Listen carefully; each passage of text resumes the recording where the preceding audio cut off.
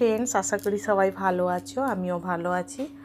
আজ প্রায় 8-10 দিন পরে আমি আবার নতুন করে ভিডিও করা শুরু করলাম, কারণ আমি অসুস্থ ছিলাম এবং আমার কাজের জায়গায় অনেকটা প্রেশার ছিল। সব কিছু মিলিয়ে মিশিয়ে মোটামুটি 8-10 দিন কোনো ভিডিও করতে পারিনি। আর এখন আমি পুরোপুরি সুস্থ। আর আমি চলে এলাম আজকে দুপুরে রান্না বান্না নিয়ে। আজকে রান্না করব ইলিশ মাছের সর্ষে পোস্ত বাটা দিয়ে ঝাল। আর মাছটা ডিমওয়ালা মাছ। মাছটা প্রথমে লবণ মাখিয়ে আগে ভেজে নিলাম।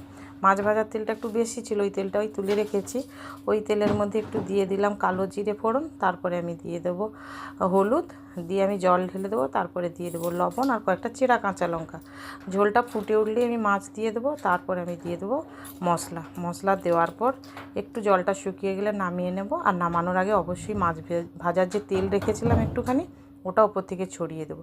তোমরা দেখতে পাচ্ছ ফাইনালি তরকারিটা হয়ে গেছে। যদি ভিডিওটা ভালো লাগে অবশ্যই লাইক কমেন্ট শেয়ার করো, আর যারা চ্যানেলটা সাবস্ক্রাইব